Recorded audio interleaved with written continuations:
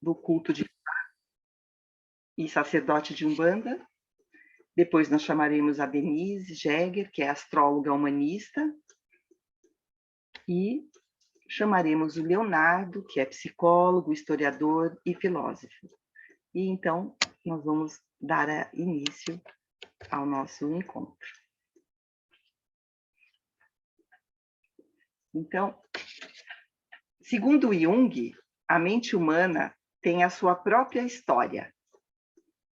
E a nossa psique carrega muitos traços que são anteriores até mesmo ao nosso estágio de evolução.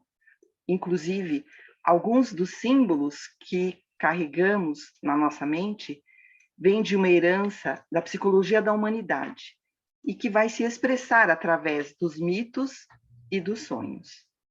Assim, quanto mais estudamos e aprofundamos a história dos mitos e do seu papel na vida de diferentes culturas, mais enxergamos como eles são recriados e como eles se reconectam.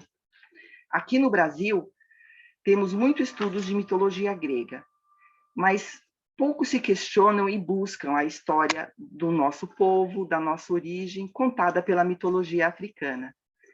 Nesse sentido, é importante destacar que a nossa formação cultural se deu principalmente em consequência da diáspora africana, onde os povos africanos foram tirados à força de suas terras, escravizados e espalhados por diversos cantos do mundo, sendo obrigados a deixar suas famílias, sua cultura e seus deuses. Então, no período colonial no Brasil, os escravos, eles eram proibidos de cultuar os seus deuses. E se fossem pegos, eles eram condenados, açoitados e condenados à morte. Assim, surgiram formas híbridas de cultos, visando preservar a identidade. E, em decorrência dessa necessidade de adaptação, se fez necessária uma nova lógica entre o divino e o terreno. E, então, os escravos foram obrigados a adotar uma iconografia cristã, onde cada deus africano assume uma identidade de um santo católico, dando início, assim, ao sincretismo religioso que vivemos no Brasil. As representações arquetípicas derivadas dos arquétipos são imensas, são inumeráveis no inconsciente humano. Então, assim temos Iemanjá, Nossa Senhora, Lakshmi no hinduísmo.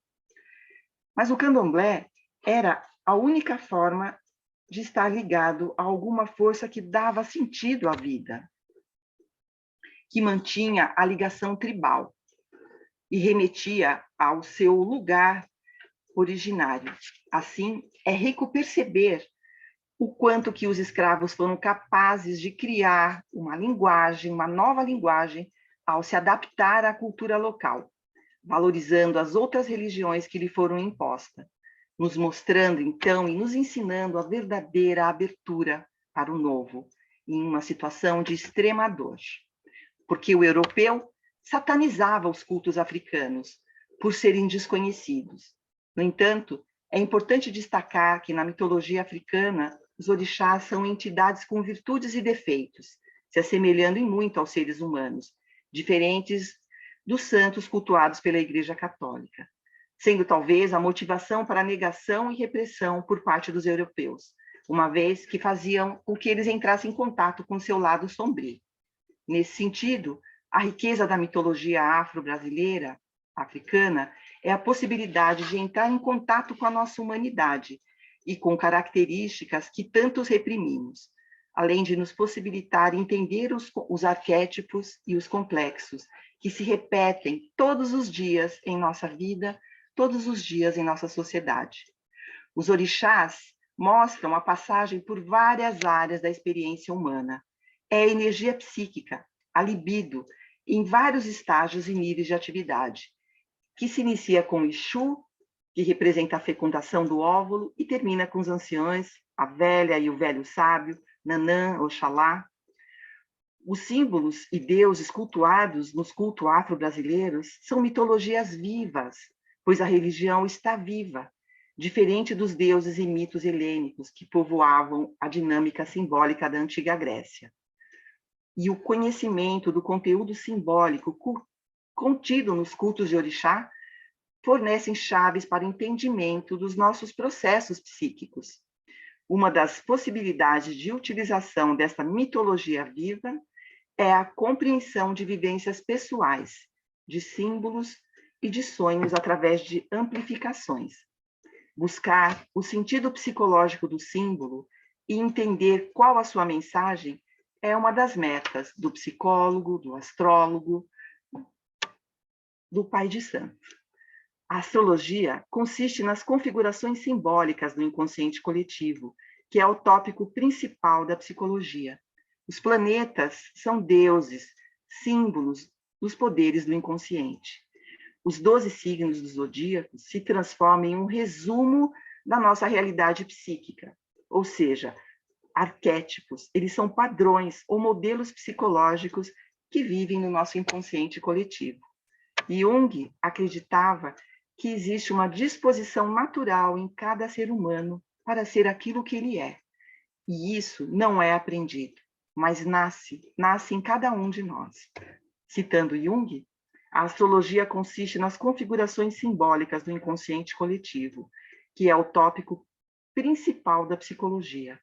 E os planetas são os deuses, os símbolos dos poderes do inconsciente. A força que move o Sol e as estrelas é a mesma força que move a alma humana. E então, eu termino aqui a minha pequena fala introdutória e eu vou chamar, então, o nosso primeiro convidado, o Douglas Garcia Neto, como eu falei, babalaô no culto de Ifá e sacerdote de Umbanda. Então, Douglas, passo o microfone para você, agora é com você explicar para a gente, então, o que seria tudo isso. Eu desejo aqui uma boa tarde a todos, e com muita serenidade, com muita paz, com muito equilíbrio, com muita espiritualidade. Quero agradecer a Irene, uma baluarte aqui da psicologia profunda, dos estudos junguianos, que com sua generosidade abre esses espaços para difundir não só o conhecimento junguiano, mas para também permitir outros saberes. A Denise Jäger, que vem aí fazendo um trabalho dentro da astrologia humanista lindo, vem acompanhando e realmente me apaixonando pelo trabalho dela. E ao Leonardo, a quem já tive o prazer e honra de assistir algumas aulas, homem sábio, filósofo, experiente, um grande educador, historiador. Enfim, passado esses agradecimentos e essas deferências, eu gostaria de citar um pouco a questão mítica, segundo a religião tradicional iorubá. É a religião que hoje ainda não é uma religião estabelecida no Brasil, mas ainda existe em terras iorubás, né? Chamado de Ixexé-Labá Orixá. O Ixexé-Labá, ele entende que tudo no universo é criação de Olodumare. Então, nós, ligados ao Ixexé-Labá, ao culto de orixás, não somos politeístas, somos monoteístas, né? Existe um Deus supremo. Só que tudo é feito de Deus, tudo é criação de Deus. E esse Deus supremo, ao qual chamamos de Olodumare, Olorum, outras tradições chamam de Zambi, né? Os iorubás entendem que ele criou o Orum, que é o céu, ele criou o Aie, que é a terra, ele criou o Xupá, que é a lua, né? Com toda a sua magia, todo o seu princípio maternal, né? Criou todos os astros, todas as estrelas, todos os planetas. Os iorubás, lá do conhecimento tradicional de Ifá, que é um culto tombado até pela Unesco, né? Como patrimônio da humanidade, os seus itãs, nas suas lendas, já citam a criação de todo o universo por Olodumare, inclusive a criação dos próprios orixás, que representam os elementos da natureza, os seres divinos em cada sítio natural. Então, nós temos ali num campo, uma mata, Oxóssi, nós temos na água doce a Oxum, temos Iemoja na água salgada, enfim, cada orixá ali no seu território, né? E no momento da criação, Olodumare enviou para a Terra 4 orixás, que são considerados orixás da criação: Exu, Ogum, Oxum e Obatala. E cabia a esses seres a criação do mundo. Depois, na sequência, ele mandou o Dudu, quem terminou a criação, ele foi mandando outros orixás, né? Mas o Exu vem ali com um trabalho de abrir caminhos, é o senhor das encruzilhadas, né? É o senhor da vida, é o senhor do comércio, é o senhor da comunicação, é o senhor da psique, é o senhor do inconsciente, segundo alguns autores até iorubás colocam, está muito ligado a Mercúrio, né? Como a Irene havia citado, essa sincronicidade das mitologias comparadas é muito grande. Como a gente encontra Ogum, esse cenário aí dos 4 orixás da criação, ele como o orixá guerreiro, que vence todas as batalhas, as externas e as internas. Muitas vezes a gente precisa de Ogum, não só para vencer inimigos, como foi criado aqui de uma forma popular no Brasil, mas às vezes para vencer os nossos medos. É Ogum que traz coragem ao homem, ao ser humano, é Ogum que traz força, é Ogum que vai lá e te tira do ostracismo, né? A Oxum é a deusa da água, né? O planeta é água, o ser humano é água. Nós somos Oxum em tudo. Nós somos amor em tudo. Nós somos natureza. E quando nós nos distanciamos dessas essências, né, nós sofremos. E eu acredito que hoje o planeta até esteja nesse processo aí de realmente atenção ao Oxum e à natureza, né? O Batalá já é o grande orixá, é o orixá que veio com a responsabilidade, ele veio com o cajado representando a ligação da terra com o céu, e ele representa o grande pai, né? Ele representa o eterno masculino. Então, o Batala, ele é, sem dúvida nenhuma, o mais importante dos orixás da criação, nesse contexto de ser o grande pai, o grande orixá. No Brasil, graças a essa pluralidade que nós tivemos de tradições, de culturas, o próprio candomblé, que é oriundo, né, ou melhor, é originário aí dessas tradições do Ixexelabá, ele não ficou só no conhecimento nagô. Vieram negros, bantos, vieram negros do Daomé, e foram criando outras formas de culto, outros ritos. Então, nós temos candomblé de Quetu, nós temos candomblé de Jeje, nós temos candomblé de Angola.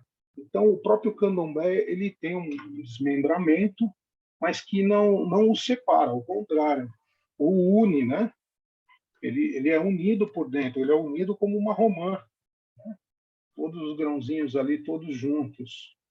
E eu queria citar, assim, pelo menos 2 religiões que derivaram aí desse Ixexelabá, o próprio candomblé e a Umbanda. Existem muitas outras no Brasil. Existe o batuque no Rio Grande do Sul, o tambor de Minas no Nordeste, o culto de Mariana lá no Norte. Enfim, nós temos uma infinidade de cultos.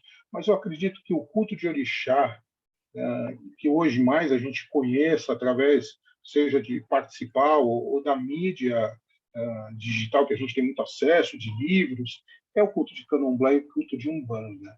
O candomblé, especificamente, ele cultua os orixás, ele cultua os seres da natureza, né? E ele mantém essas tradições africanas, ele mantém todo esse saber. Todo conhecimento do candomblé ele é oriundo do Meri de Logum. Ele vem do jogo de búzios, os 16 búzios sagrados. Muitas vezes, para você iniciar-se no orixá, você joga mais de uma vez. Vou contar, eu tenho um irmão, né? E ele é um dos Xangôs mais velhos aqui no Brasil, tem mais de 45 anos de feitura em Xangô, ele é médico, ele é gastro. E ele, quando foi fazer Xangô, ele foi na mãe Estela. Ela tinha acabado de assumir o posto no Opó Funjá, que é um dos candomblés mais tradicionais lá de Salvador. Mãe Estela jogou para ele, mandou ele jogar com a mãe menininha. Ele foi lá jogar com a mãe menininha. Depois ele foi jogar num outro candomblé, que era o candomblé da Casa Branca. E depois de todo esse processo, ele entendeu as grandes matriarcas, aquelas que infelizmente já se foram, elas não iniciavam ninguém sem fazer ali um duplo cego. Elas faziam o jogo, mandavam para outra sacerdotisa, essa sacerdotisa fazia o jogo, tamanho a complexidade de você colocar um orixá na cabeça, ou você despertar um orixá na cabeça da pessoa, né? Então, elas tinham uma responsabilidade e uma ausência, talvez, de ego e de um excesso de humildade, porque elas mandavam para as outras. E era feita essa troca, e foi feito durante muitos anos. Então, até o próprio candomblé, para iniciar alguém, ele tem todo um cuidado para determinar o orixá. E assim é feito no candomblé. Na Umbanda não existe oráculo. A Umbanda ela é nascedora ali do kardecismo, onde o Zélio de Moraes incorporou um caboclo no meio de uma sessão kardecista. E aí ela foi obtendo conhecimentos indígenas, então ela tem uma fonte ameríndia dos índios, né? E depois ela trouxe também para sua bagagem conhecimento dos escravos africanos. Então a Umbanda ela tem um pouco mais de 100 anos e ela não tem um oráculo propriamente dito. Então ela se baseia, ela vai buscar, ela vai na magia europeia, ela vai no Eliphas Levi e ela foi durante muitos e muitos anos na astrologia. Tanto é que em 1950, lá nos anos de 50, surgiu um autor chamado W. da Mata e Silva.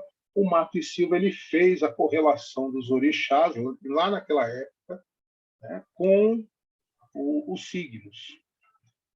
De uma forma talvez um pouco precipitada, mas é o que ele tinha no momento em mãos, ele acabou colocando ali, você nasce no signo tal, você é do orixá tal. E com o tempo, isso foi se perdendo, né? Porque tamanho, como eu citei no candomblé, um cuidado muito grande. Como a Umbanda não faz orixá, a Umbanda só trabalha com espírito. Na Umbanda você incorpora espírito, você traz um ser de um morto para poder falar com as pessoas através da mediunidade. No candomblé você excorpora, talvez. Você vai buscar lá no seu íntimo a sua essência, você desperta essa essência e você vai viver aquele mito, toda aquela questão arquetípica. Então, ele é mais seguro, mas a Umbanda dá um campo de conhecimento maior. E hoje, com o passar do tempo, o que a gente percebe pela Umbanda é realmente essa necessidade de aprimorar o conhecimento que esses mestres do passado deixaram e que isso vem sendo feito. Então, a astrologia nunca foi tão importante para a Umbanda, não para fazer o santo, porque isso não é feito, mas para dar orientações.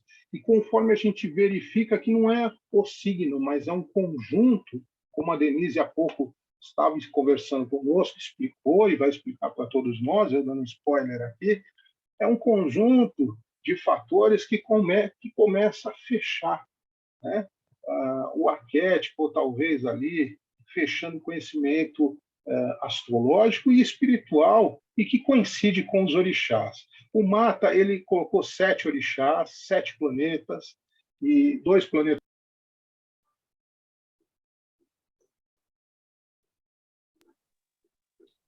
Douglas. Perdão. Opa, voltou, Douglas. Voltou.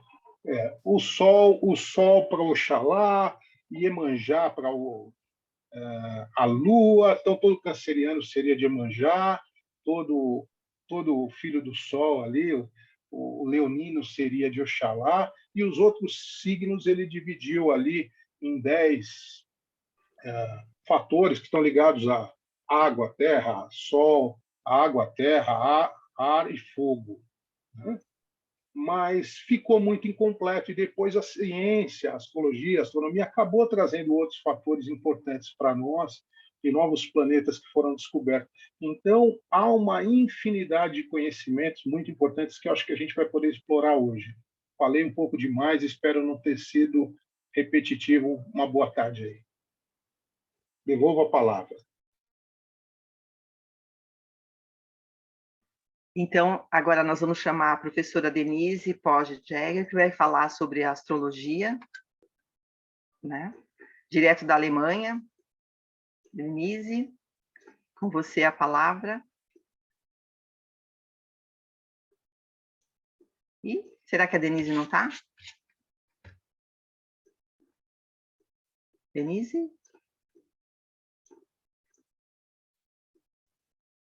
Ela está online, né? Deve Deixa eu... ir buscar o celular para ver. Pronto.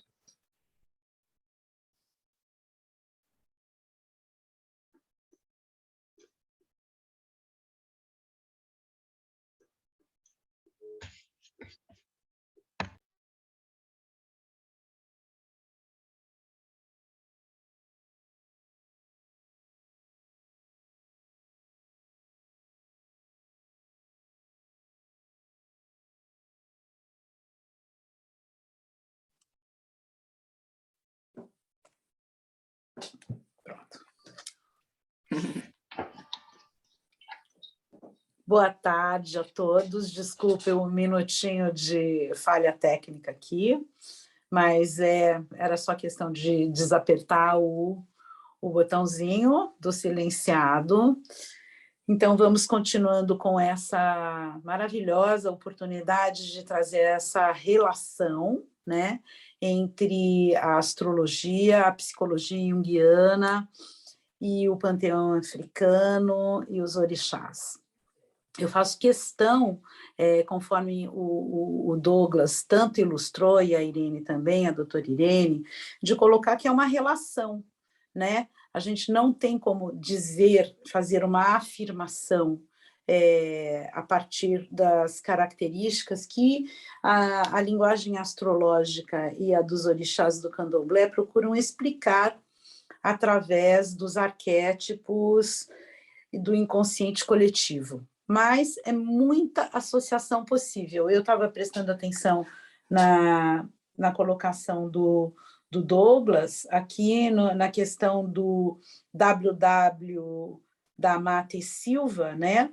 E, assim, tem muita coerência. Eu vi que também ele faleceu em 88 e nasceu em 2016, um leonino, do dia 28 de julho. Só para dizer que, assim, 88, do falecimento dele, era onde a gente acha que estava começando a ter o blooming dessa era de aquário e fazer uma coisa mais holística, mais interativa, integrativa entre os saberes, né? Entre os sincretismos, entre essas mitologias que são de panteões grego, no caso aqui da astrologia greco-romana, africanos, como dos orixás, né, e, digamos, sagrados, santos, católicos também.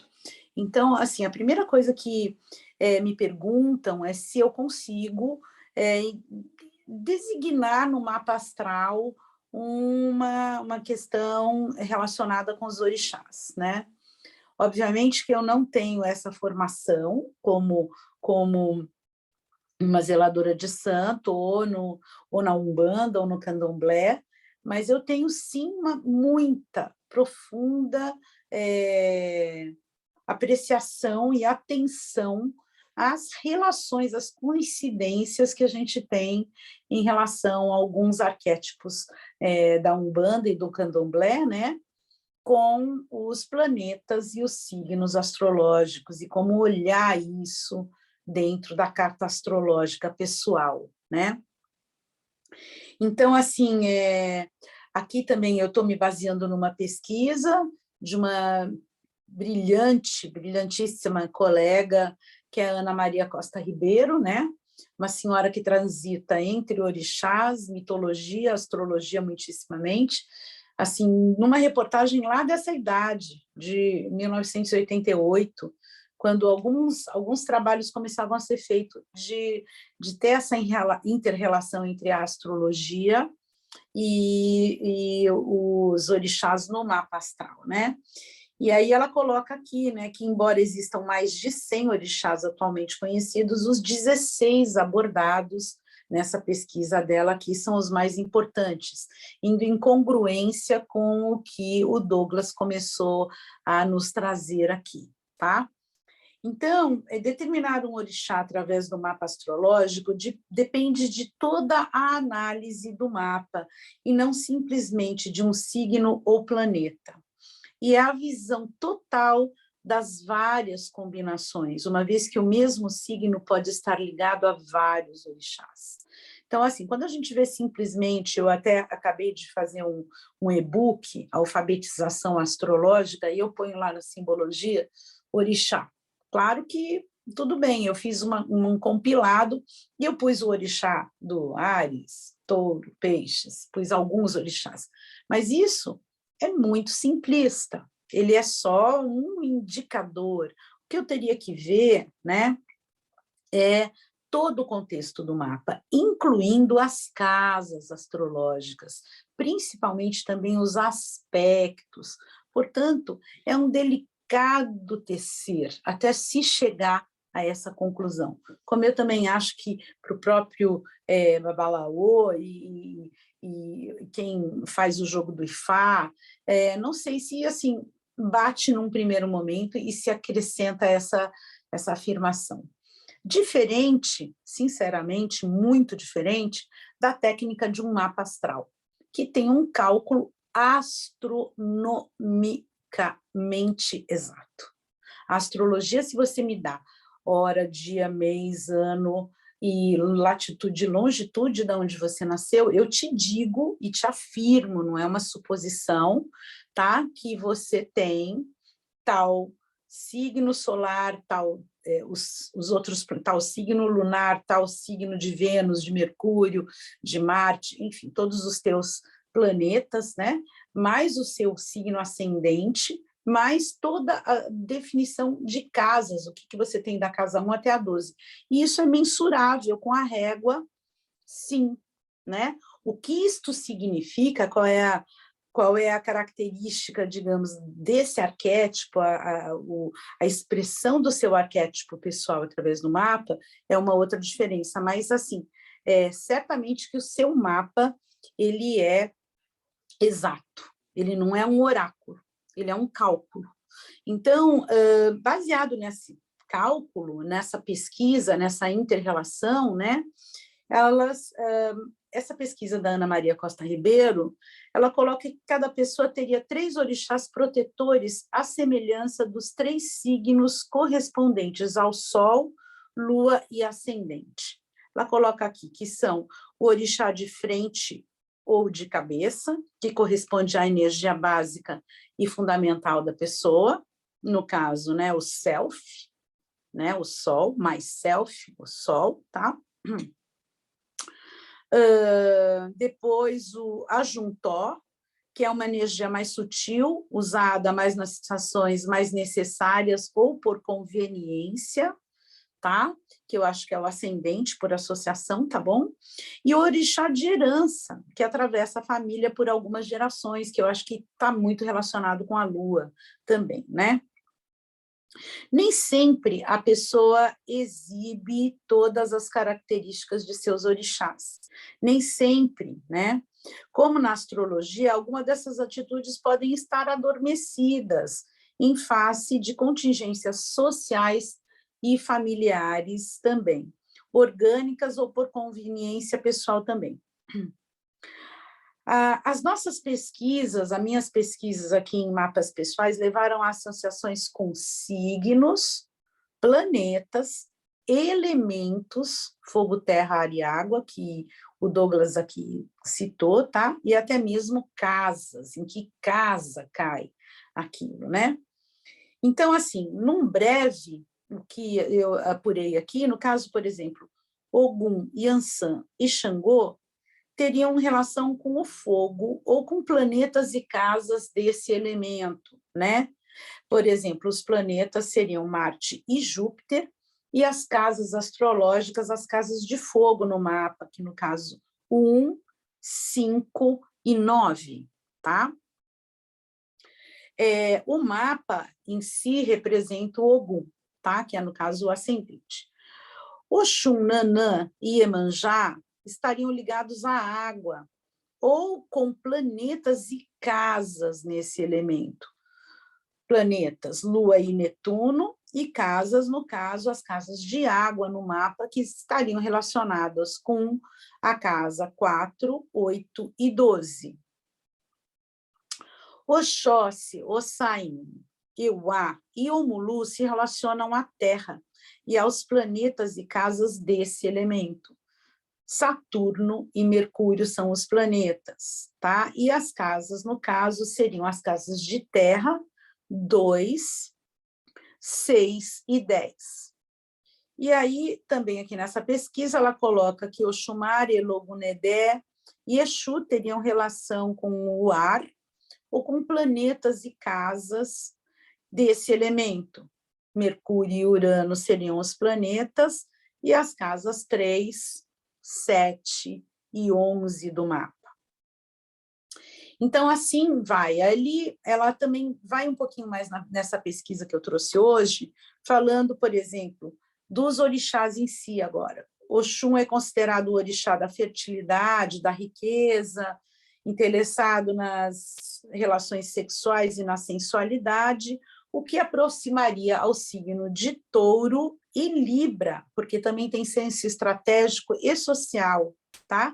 E tem necessidade de se relacionar. Portanto, o Oxum equivaleria a Vênus, né? Dentro desse sincretismo, se a gente colocar, né? Vênus ou Afrodite, porque daí eu vou sair só um pouquinho do grego, vou para o romano também, né? Aí, Omulu ou Obaluaê está ligado à morte, a doenças e às desgraças que afetam a comunidade. Aparece sempre com o rosto coberto, a fisionomia impenetrável, tem grande força mental e é vingativo. Tratam-no bem porque tem medo dele. Isto o identifica com o Escorpião. Por outro lado, tem sentimentos de apreensão e rejeição. É pessimista e melancólico, austero e aparentemente frio, portanto, mas também muito responsável. Pode ter problemas de pele e ossos, o que o leva a aproximá-lo de Capricórnio e Saturno, o planeta, como seu regente. O Saim é conhecedor das ervas e plantas medicinais, está sempre envolvido com a natureza, sendo considerado um dos orixás da medicina, junto com o Omulu, o que nos faz associá-lo à Virgem, o que nos faz, mas também ele é mutável, inquieto, irônico, superficial e capta as coisas no ar. É um mínimo inventivo, ou seja, lembra o signo de Gêmeos. Portanto, esse orixá seria semelhante em muito a Mercúrio, que é regente desses dois signos. Então, agora aqui Mercúrio ou Hermes, o mensageiro dos deuses, né? Aí, já que a gente está no panteão africano, vamos no greco-romano aqui, para a gente ampliar um pouquinho as associações todas, né?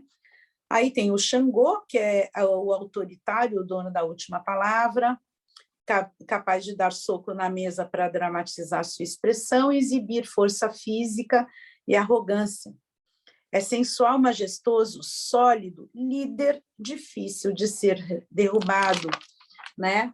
Seu ponto fraco é o coração, tanto física como emocionalmente, indicando as atitudes de Leão, que inclusive rege esse chakra e o coração propriamente dito. Mas Xangô ainda é o símbolo da lei e da justiça, e tem uma certa sabedoria, é muito sociável, e sabe viver, o que nos leva também a relacioná-lo com Júpiter, ou o signo de Sagitário.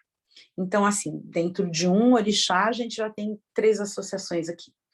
Aí, Iemanjá e Nanã são as grandes mães. Iemanjá é a mãe da maioria dos orixás, ela protege, domina e prende seus filhos, assim como controla sua casa e influencia todo o ambiente doméstico. É fértil, mas preguiçosa e lamurienta. Guarda todas as coisas, não jogando nada fora. Isso tem a ver com o signo de Câncer. E, claro, com o planeta Lua, tá? Na verdade, a Lua é um satélite, mas a gente chama de planeta aqui, na convenção astrológica. Nanã é a mãe mais velha e sua diferença com Iemanjá está no desapego à família e aos filhos. É a mãe que rejeita. Gosta de ser adulada, é absorvente, melosa, chora muito e faz dengo, cheias de mágoas e ressentimentos. Também é religiosa e mística, muito instável, podendo ser relaxadas. Essas são outras características de Câncer e ambas estariam associadas à Lua, o seu regente. Oxóssi é aquele que busca o alimento para sua família. O provedor das necessidades do cotidiano, o protetor da natureza e dos animais. Sereno, intelectual, de beleza refinada e humor instável. Ele necessita de ar livre, tem um espírito matemático, preciso e exato. Tudo isso o associa à Virgem. Ao mesmo tempo é sério, solitário, com senso de responsabilidade e deveres. Gosta do poder, uma vez que também foi rei, como Xangô. E está ligado ao mundo material e exterior, apesar de ter vida interior.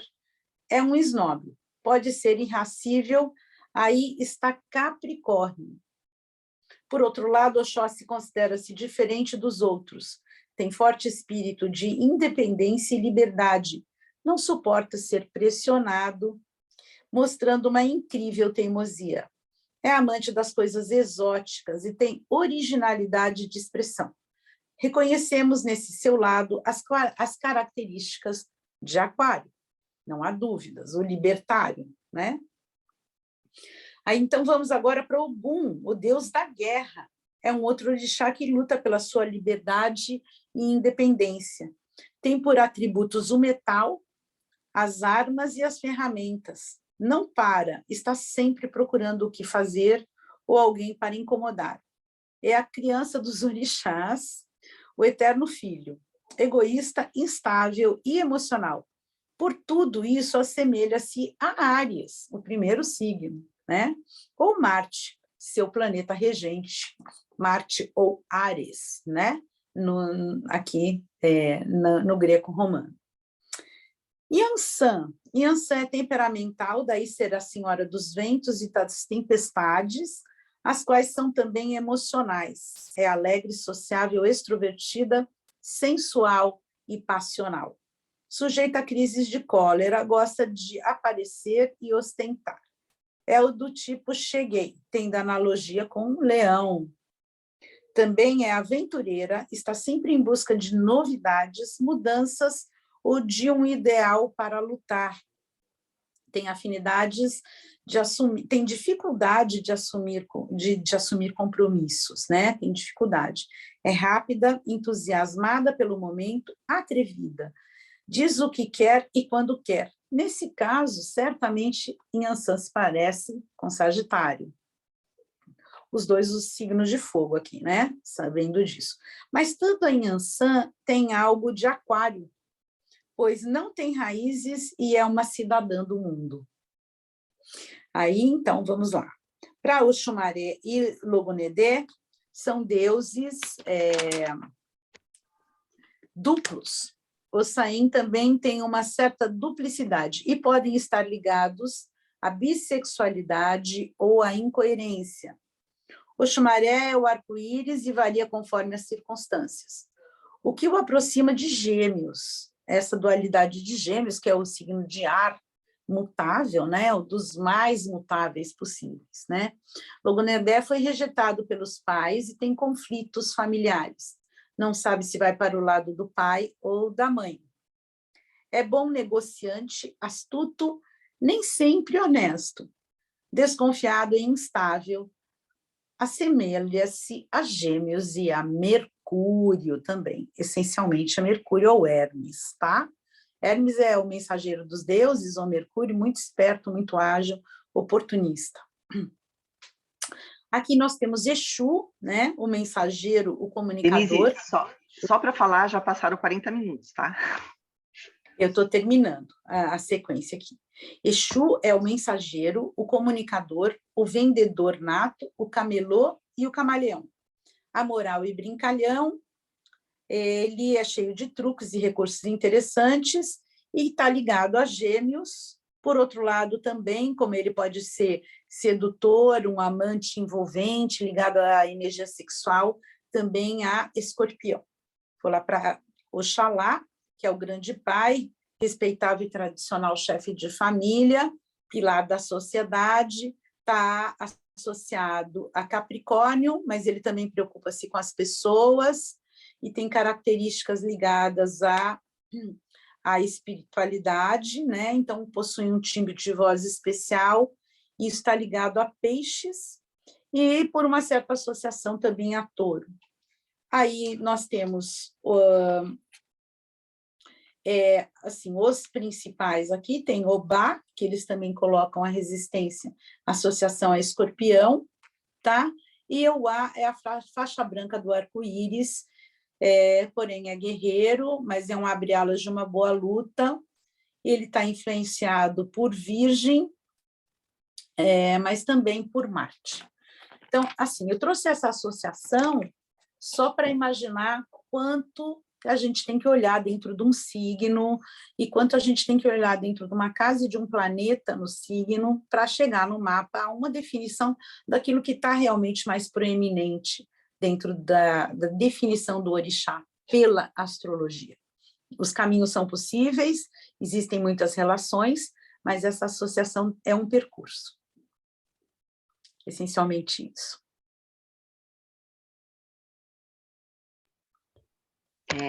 Obrigada, Denise. É porque agora nós vamos chamar o professor Leonardo para a gente poder ter o tempo de fazer a nossa roda. Claro. Né? Então, eu vou chamar agora o professor Leonardo Tondato, que é historiador, filósofo, psicólogo junguiano e 1001 outros atributos, mas vou ficar nesse. Professor Leonardo, passo o microfone agora para você. Ixi, cadê o Leonardo? Olha, agora me considerei o professor Bombril. Mil utilidades. Ai, Leozinho, você sabe que você é tudo e mais um pouco. Imagina. Boa tarde, pessoal. Um prazer falar com vocês. Denise, faz tempo que não vejo coisa boa. Ah, que lindo. Prazer, Leonardo. E o Douglas também, queridíssimo. Pessoal, quando eu recebi esse convite, falei, o que eu vou falar, né, para eles? Então, acho que cabe a gente pensar em alguns aspectos. Né?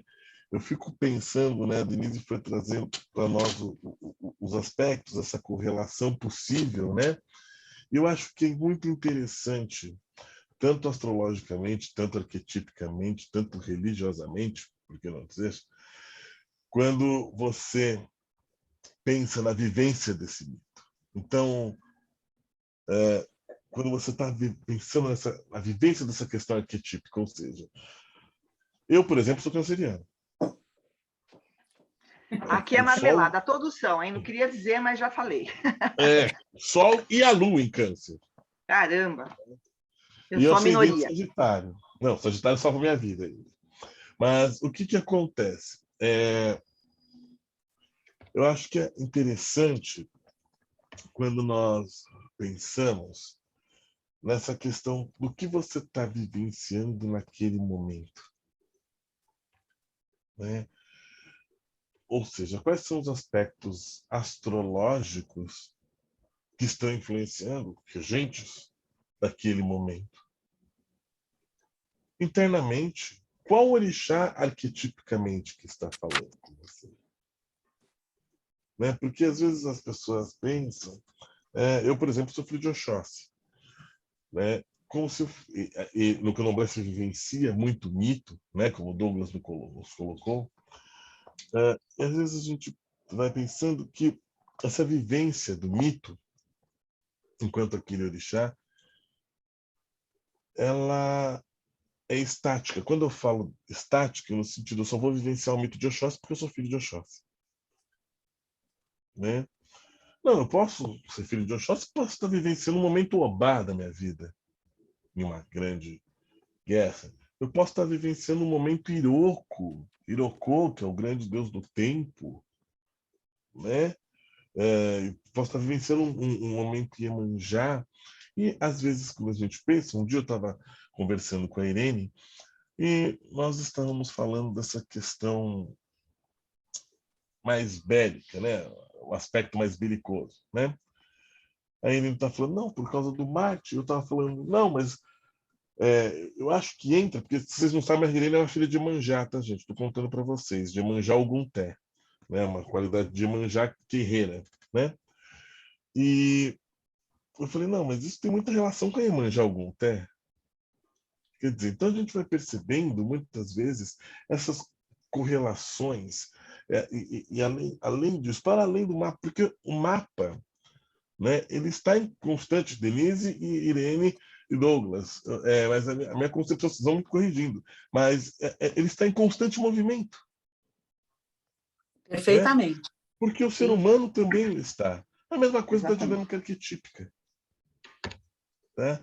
Então, enquanto os orixás, é como se tudo fosse uma grande mandala, um grande xirê, que é tocado de Exu a Oxalá. Tá? Então, o Douglas trouxe para a gente a Umbanda, tem uma concepção muito interessante, eu vou puxar o seu gancho, tá, Douglas? Tem uma concepção interessantíssima da Umbanda. Quem é cultuado na Umbanda, gente? Quem nós olhamos na Umbanda? A Umbanda, ela trabalha, ela pensa os aspectos esquecidos da sociedade. É uma religião genuinamente brasileira, traz elementos do xamanismo, da pagelança, do autoespiritismo, né? Mas olha só, é cultuado Exu, né? Aí pensa no Exu só como malandro, não, mas também o preconceito com algumas camadas e alguns trabalhadores, por exemplo, até o próprio policial, né? É cultuada a Pombagira, né?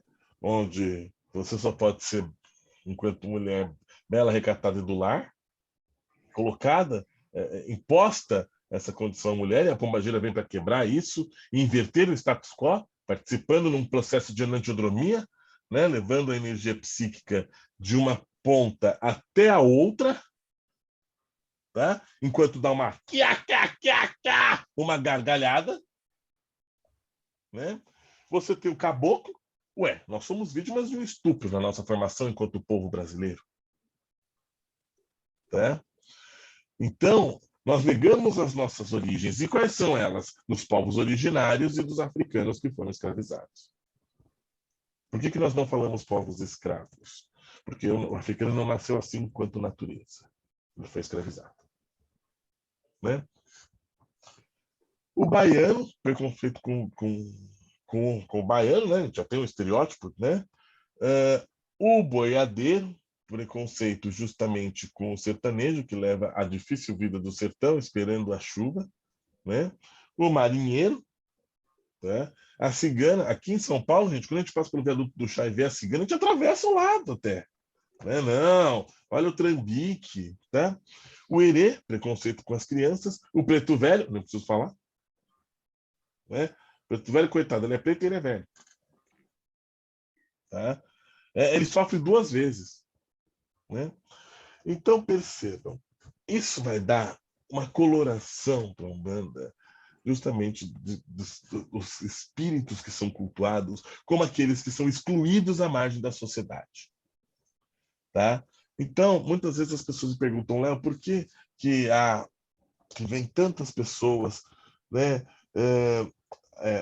Tem um aumento grande de tempo a população LGBTQIA+, né? Muito nos terreiros. Ué, às vezes aquela pessoa foi excluída no seu seio familiar e encontra a família dentro da religião. Aí, o espaço do sagrado se torna um espaço familiar. Tá? Às vezes, né, eu estava até lembrando de um caso, enfim, a pessoa se sentiu excluída no âmbito familiar por N motivos. E ali encontra. Quer dizer, e é um lugar onde a temporalidade ela fica mais frouxa. Veja, você pode ter 13 anos, por exemplo, no candomblé e fazer as suas obrigações sacerdotais. Tá? Essa trama do tempo ela se torna diferente e a hierarquia ela é diferente. Você não é mais velho de idade, você é mais velho de santo. Isso vai te colocar em um lugar e um espaço. Tá? Então, é interessante nós pensarmos, primeiro, essa questão enquanto formação do povo brasileiro, lembrando que é uma mitologia viva, né? E que nós negamos, é claro. Imagina, gente, o que é isso? É macumba. Né? Ai, passava na encruzilhada antiga, credo em cruz, não é? Tá, mas é nosso, faz parte do nosso imaginário. Eu aposto que todo mundo pula 7 ondinhas na virada do ano. Né? Então, ela está presente. Tá? Acho que é importante, quando você vai reconhecendo, só voltando para a questão da astrologia, quando você reconhece os signos astrológicos, né? O seu mapa, enquanto humano, em formação e transformação perante aspectos arquetípicos, com a premissa de realizar a si mesmo também, né? E os orixás também são a mesma coisa. O seu orixá de frente, o seu disjuntó, a sua herança, ou os seus dois orixás de herança, eles vão falar de destino. A ancestralidade é algo tão importante para os africanos que há um culto somente para os ancestrais, chamado de culto de Egungun. Né? Que é tão importante ali. Né? Porque quando você morre dentro de uma cosmopercepção africana, você volta justamente a essa grande matriz, sendo cultuado como ancestral, mas uma grande matriz da humanidade. Tá? Então, nos aproximando, né, de um dinamismo mais cósmico aí. Podemos pensar. Leozinho, Né? sendo senhora do tempo aqui, só falando que faltam 5 minutinhos, tá bom? Não querendo beleza. ser chato. Eu ia pedir isso para você ser meu crônico mesmo, Irene. Já passou. Nós vamos dar só um chorinho para você não ser atuado em flagrante, pego de surpresa. Então, 5 minutes. Maravilha. Então, o que acontece?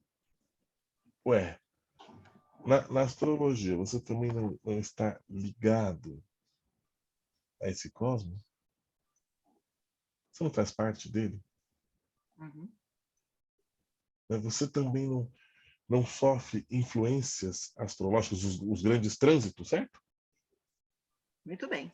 Sem dúvida. Exatamente. Né?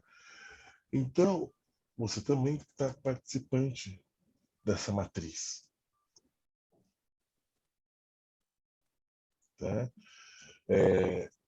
Para falar a verdade, pessoal, é muito mais que eu acho que é importante nós retomarmos esses aspectos e os valorizarmos, porque é cultural, é vivo e é nosso. Né? E muitas vezes não reconhecido. Diferente de outros caminhos que a diáspora africana tomou, como, por exemplo, o voodoo no Haiti, a santeria em Cuba, né? que também estão presentes nas grandes camadas populares. Né? Então, é importante a gente trazer isso não como um aspecto sombrio, algo a ser deixado no canto, mas como algo nosso, algo legítimo. Olha só que bela fusão, né, esses aspectos podem nos trazer. E podem nos levar ao entendimento sobre nós mesmos, em maior profundidade. Né? Então, olha, eu um canceriano, filho de Oxóssi. Olha só, o que eu posso aprender disso de um câncer, um Oxóssi câncer, ou um câncer Oxóssi? Estão me ouvindo, Leonardo? Sim. o seu ascendente é Sagitário, um arqueiro? Então, como assim? Você é um canceriano solar e lunar, mas e o seu ascendente? Né? Ele está representando esse Oxóssi aí nos galopes de Oxóssi, nas flechas de Oxóssi. Olha só, tá lá, tá óbvio, o ascendente é a primeira coisa que a gente vê no horizonte. É como a gente vê o mundo e como o mundo nos vê. Então, assim, dentro dos 3 principais que a gente olha, esse é o seu orientador, é o Oxóssi. Então, eu diria que seu ascendente aí está bem proeminente. Tenho que olhar outras coisas. As casas de terra, né? Que, na verdade, vão estar... se você tem ascendente Sagitário e não tem casas interceptadas, no meio do céu você tem Virgem, tá bom? Na casa 10. Então, a sua profissão é também ligada ao Oxóssi. Ou então o santo do meio do céu, ou o seu santo de cabeça. Se é que a gente pode usar as casas astrológicas também como referência, como diz aqui a pesquisa que eu estou colocando. Não dá para a gente olhar só o signo, tem que olhar os planetas, os aspectos que fazem. A gente fez um ensaio aqui com também a contagem dos elementos e qualidades, que eu chamo de assinatura do mapa, né? Então, dentro dessa assinatura, você pode ser, por exemplo, Câncer, um signo de água, mas você pode ter um monte de fogo, ou um pouco mais também ali de terra no teu mapa, planetas ali que estejam mostrando. Por exemplo, o caso da doutora, que a gente ia trazer aqui para o estudo de caso. Não sei se vai rolar. Vamos lá. Não, vamos. Vamos ver, o Leozinho acabou? Não. Acabei. Então, vamos, agora que o bicho, agora que começa, agora nós vamos começar. Isso era só a introdução. Vamos lá, Douglas, agora é o caldeirão da bruxa. Denise comanda. Nós vamos, então, discutir como se configura, né? O quanto que é difícil saber realmente o arquétipo dominante, o santo, porque o mapa, né, como o Léo está falando, a Denise é uma mandala. E tudo se move, os planetas se movem, nós nos movemos, e nesse movimento, nessa dança, cada hora um entra na roda, né? Então, agora todos vão entrar na roda. Eu só quero salientar uma diferença de nomenclatura para a gente não se confundir. Quando a gente fala do mapa natal, a gente está falando do orixá, talvez assim, aquele que a gente nasceu nos acompanhando, a nossa o pai de cabeça tal. Agora, não quando sei, eu falo Denise, o trânsito, eu acredito que é isso um pouco que o Leonardo colocou, porque a gente pode estar vivendo momentos em que outros orixás, por trânsito, estejam nos acompanhando. Eu não sei se assim a gente poderia dizer para os orixás, mas para a astrologia pode.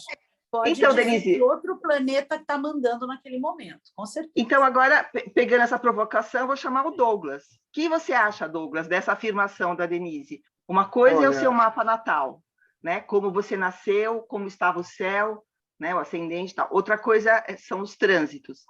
Como que a gente poderia pensar em termos dos santos, assim, olhando, né? O movimento poderiam ser vários orixás, mas no nascimento, como estava o céu, que determina a sua chegada triunfal na Terra. O que você acha, Douglas? Eu acredito que... Não precisa responder, só vai pensando. No momento do nascimento é a regência principal ali, né? Isso. Contudo, uma universidade tem diversos professores. Então, muitas vezes você precisa... Você está numa energia, eu vou falando de orixá e vocês fazem aí a adaptação se necessário. Você é de Oxóssi, que nem o Léo, mas em alguns momentos, como ele mesmo citou, ele tem que ir para...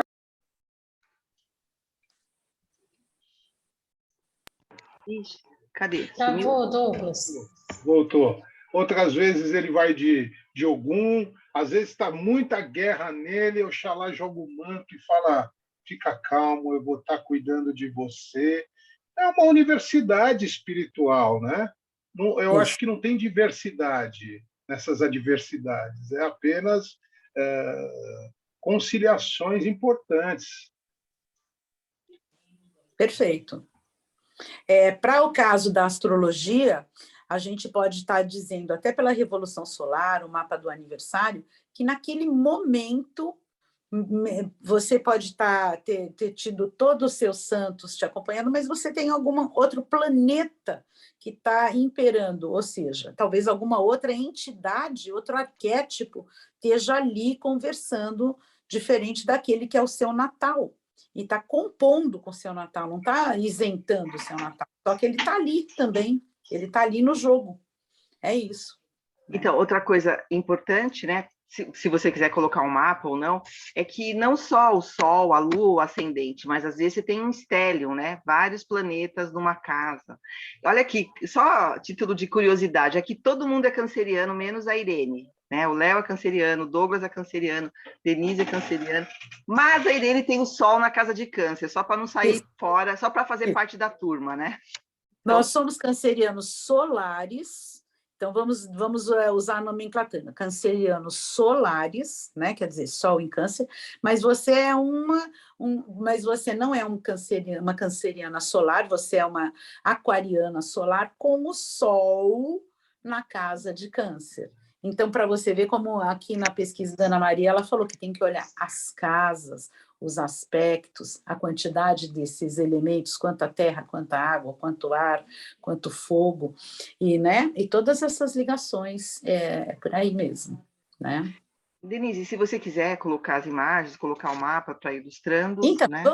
vamos começar com o seu mapa para as pessoas olharem o que é que a gente está falando, né? Muito obrigada. Isso, né? Uhum. Bom, para quem sabe ver um mapa, ok, mas para quem não sabe, eu vou traduzir um pouquinho, tá? Essa questão. Olha só, a Irene, o mapa dela começa nessa flecha vermelha a 11 graus, tá? E a gente vai ler no sentido anti-horário. A 11 graus de Escorpião começa o ascendente dela, tá? Puder sinalizar ali com o cursor, tem como sinalizar ali na flechinha vermelha. Tá. No fim desse raio, desse diâmetro desse raio, está o número 1. Depois tem o 2, o 3 e o 4, que é a tal casa que nós estamos falando que ela tem o Sol. Eu não vou falar aqui de todo o mapa da Irene, mas vou focar esse comentário que a gente estava falando. Ela tem o Sol a 7 graus do signo de Aquário, na casa de número 4, no raio da mandala de número 4, que está lá quase no miolinho ali. Vocês estão vendo 1, 2, 3, 4, no sentido anti-horário. O que é associado ao signo de Câncer, no sentido do arquétipo da casa. É a casa de Câncer. Então, ela não tem o Sol em Câncer, porém, ela tem o Sol na 4ª casa. Então, nós somos um grupo um tanto cancerianos, em termos de regências aqui, né? Ela também não tem só o Sol, ela tem ali Mercúrio, e ela tem duas coisas muito fortes em Capricórnio, né? Que está, assim, provavelmente fazendo um peso bastante também nos orixás dela, eu acho, né? O Júpiter e o Saturno em Capricórnio, né? Não sei, vamos chamar o Douglas e o Léo aí. Não sei o que isso pode fazer da minha vida, a não ser uma pessoa que trabalha ligeiramente, pouquinho. Outra coisa que eu quero falar associada, desculpa, é que tem a Lua e Marte em conjunção, né? Então, falaram de uma Iemanjá guerreira, não é isso?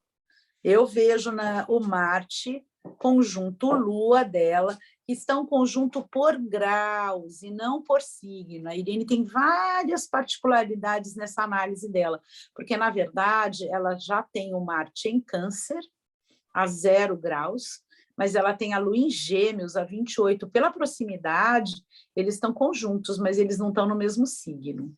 Porém, a energia desses dois planetas se misturam.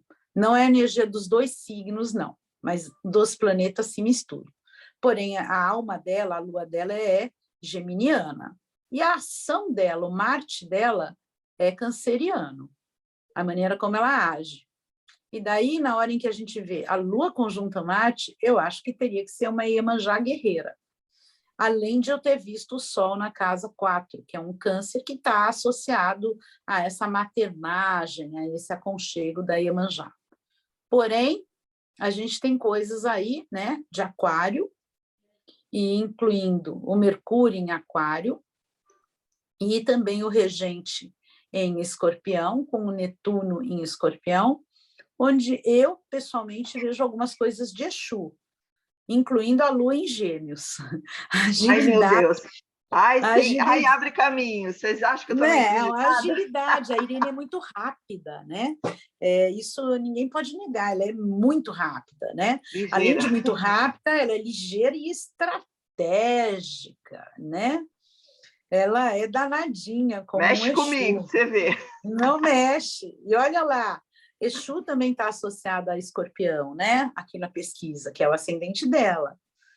Então, não sei, eu gostaria agora que outras pessoas que conseguem olhar o mapa, o Léo e o Douglas, falem um pouquinho como que a gente pode ir chegando, tecendo essa análise, essa relação, né, da astrologia com os orixás possíveis no caminho astrológico. Tem como você mostrar o mapa, Renata, lá embaixo, a contagem dos elementos dela? Pontuação, isto. Irene, eu gostaria que você mesma falasse um pouquinho da sua pontuação. Não, acho que temos empate aí entre ar e água. Né? E também em fogo e terra. Em fogo e terra. Nossa, que pessoa complicada essa, hein? Pois é, difícil. Vamos lá. O que personalidade, meu Deus. Douglas, pelo amor de Deus, Léo, dá um jeito nisso. Quem é que manda nessa casa? O fogo, a terra, o ar ou a água? Ou todo mundo manda? Aqui é democrático o negócio.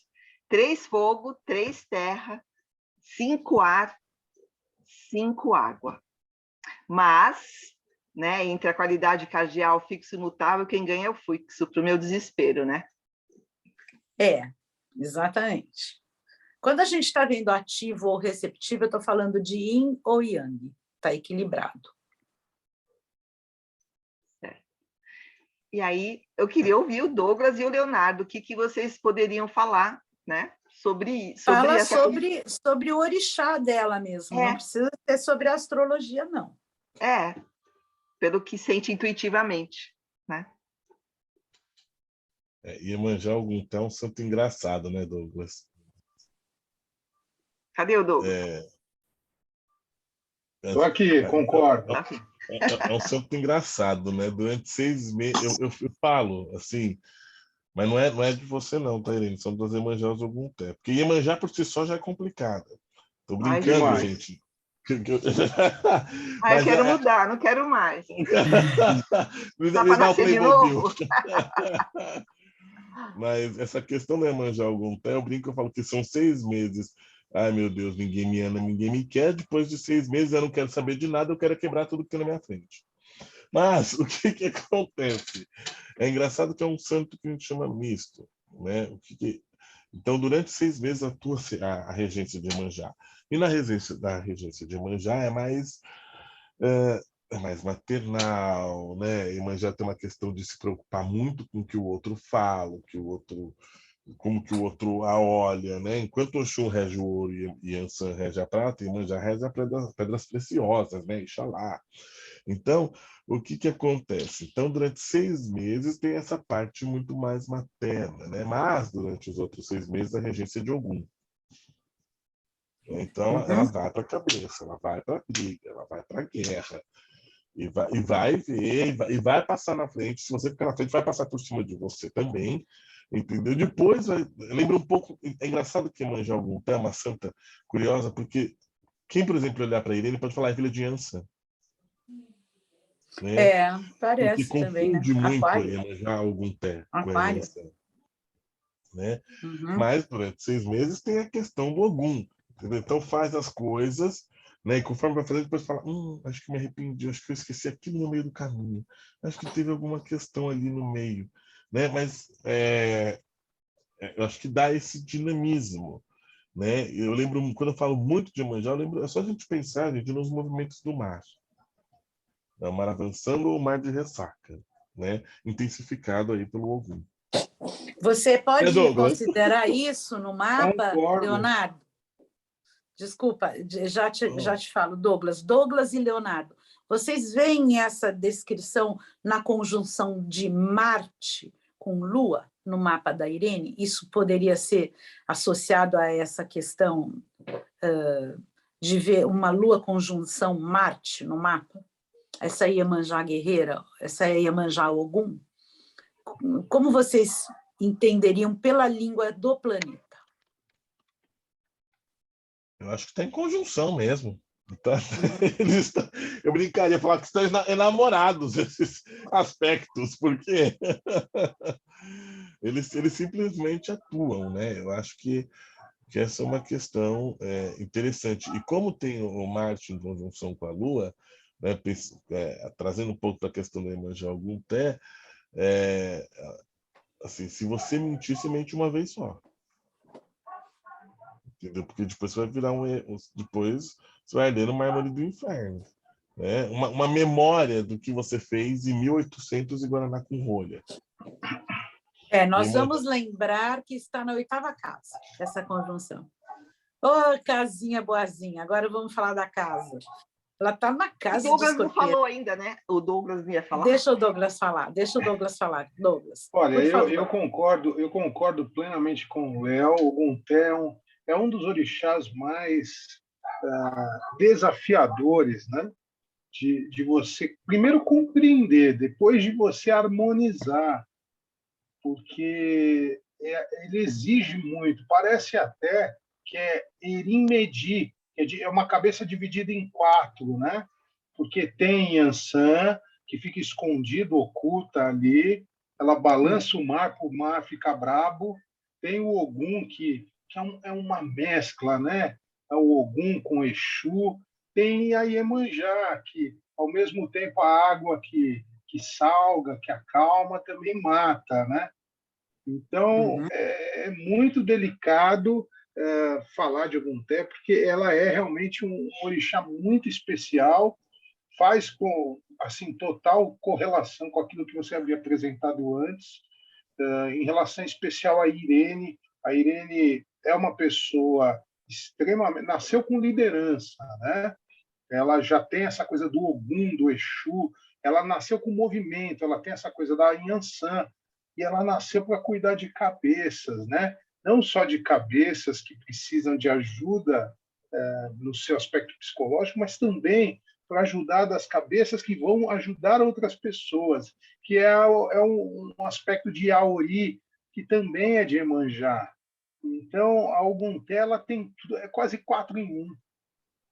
Maravilhosa explicação para essa questão que eu vejo dela, difícil de extrair, né? Tipo, temos uma amizade há anos e, claro, eu não verso esse conhecimento, mas, assim, sempre foi uma coisa assim, que será que pode ser tanta coisa da Irene, né? Porque eu realmente, pela linha da pesquisa astrológica, teria ali vários caminhos, mas aí você está definindo esse 4 em 1, né? Muito interessante perceber isso, e também é muito interessante a gente olhar a casa em que está ocorrendo toda essa linguagem, e também a valorização do ascendente, né?